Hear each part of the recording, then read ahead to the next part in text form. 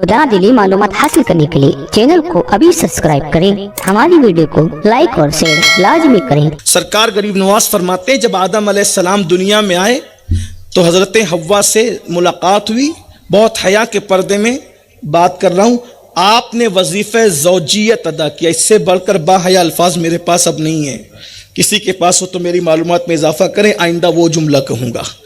वजीफ़े ज़ौजियत अदा किया हज़रत हव्वा के साथ।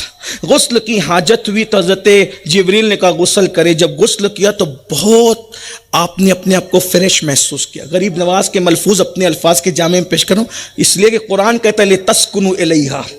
उस गुस्ल के बाद जो सुकून है, मैं समझता हूँ कि बादशाहत में वो तख्त पर सुकून नहीं है जो अल्लाह ने लितस्कुनु इलैहा में सुकून रखा है।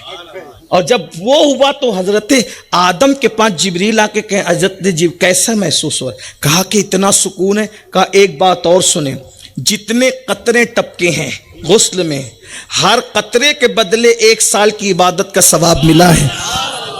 और उतनी तादाद में फरिश्ते पैदा हुए जो सब इबादत करेंगे तो उसका सिला अल्लाह आपको अता करेगा।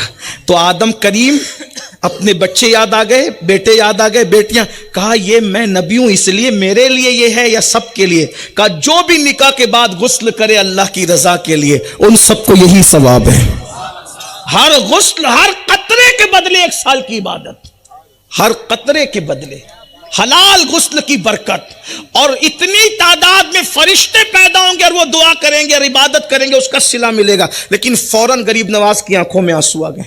कहा बाबा कुतुब, दूसरी बात भी सुन ले। कहा हज़रत जिब्रील ने फिर ये भी कहा कि अगर कोई जिना करेगा तो जिना के बाद जब गुस्ल करेगा तो जितने गुस्ल में कतरे टपकेंगे, हर कतरे के बदले 1 साल का गुनाह। और जितने कतरे होंगे उनकी तादाद के बराबर शयातीन पैदा होंगे, और उन सब के पाप के बराबर, उन सब के पाप का वबाल उसके सर जाएगा जिसके जिना से वो शयातीन पैदा हुए। ये भी सूफिया फरमाते हैं जो जिना करते हैं दुनिया में, अल्लाह बतौर सजा उनके खानदान में लंगड़ी, लूली, अंधी, ऐबी औलाद पैदा करता है ताकि खुदा उनके उस सदमे से उन्हें दो चार करे। अब ये मत समझना कि जितने के यहाँ आईबी पैदा होते सब ऐसा नहीं। 1-2% को अल्लाह इम्तिहान के तौर पे देता है, बाकी अक्सरों को सजा के तौर। अय्यूब अलैहिस्सलाम भी बीमार पड़े, लोग भी बीमार पड़ते हैं। अय्यूब की बीमारी मोहब्बत की वजह से थी, दर्जात की बुलंदी की वजह से थी। जेल में गुंडे भी जाते हैं, जेल में यूसुफ सिद्दीक भी गए, उनको सजा के तौर पर डाला जाता है, इनके दर्जात की बुलंदी के तौर पर डाला गया। तो याद रखना, सबको एक लाठी से नहीं हाँक सकते। जल्दी जल्दी पढ़ रहा हूँ, एक बात और सुन ले। ज़िना के बारे में हदीस, दिल तो नहीं चाहता कि बात रोकूं लेकिन सुन ले। हदीस पाक में यहाँ तक मेरे आका हुजूर ने ना फरमाया होता तो मैं ना कहता, मैं कोई शौक नहीं, लेकिन हुजूर ने फरमा दिया तो बयान तो करूँगा ना। ज़िना करने वाले 2 मिनट की, 3 मिनट की, चंद मिनट की लज्जत के लिए क्या कर रहा है? मेरे आका फरमाते हैं जो दुनिया में ज़िना करेंगे क़यामत के दिन उनको जहन्नम की आग की बनी हुई कमीज़ पहनाई जाएगी। और उससे बढ़कर एक बात फरमाई मेरे आका ने कि उनकी शर्मगाहों पर जहन्नम की आग दहकाई जाएगी। बस मैं इस पर कोई तफसीरा नहीं करता, इतना ज़रूर कहता हूँ कितने नाजुक मकाम पर, अल्लाह अकबर, जहाँ इंसान को चोट आ जाए तो जान चली जाती है, जब शर्मगाहों पर ज़िना की वजह से जहन्नम की आग दहकाई जाएगी जो पहाड़ को पिघाल देती है, तो इनका क्या बनेगा?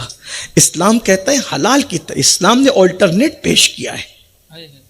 क्यों ज़िना करते हो? निकाह करो। और नौजवान लड़कों को तो मैं कई जगह कह चुका, शादी की उम्र हो, माँ बाप शादी नहीं करते, अदब के साथ हाथ बांध के कहो हम शादी के काबिल हो गए, हमारी शादी करो, ये ऐब नहीं। ज़िना करके पापी मुजरिम और अल्लाह की नज़र में उसका दुश्मन बनने से तो अच्छा है आप माँ बाप से अदब से कहो हमारी शादी कर दो। क्यों? ऐब नहीं है इस्लाम में। वजह क्यों ऐब नहीं है? अगर माँ बाप से हमने बचपने में खिलौना मांगा है, खिलौने की ज़रूरत थी मांगा, मिठाई की हाजत थी मांगा, आज बीवी की ज़रूरत है, हमारा हक है, अदब से मांग लो। और माँ बाप से भी कहता हूँ औलाद की शादी में ताख़ीर न करो। ये जो बच्चे और बच्चियां बुराई की तरफ जा रहे हैं उसकी सबसे बड़ी वजह यह भी है शादी में ताख़ीर हो रही है।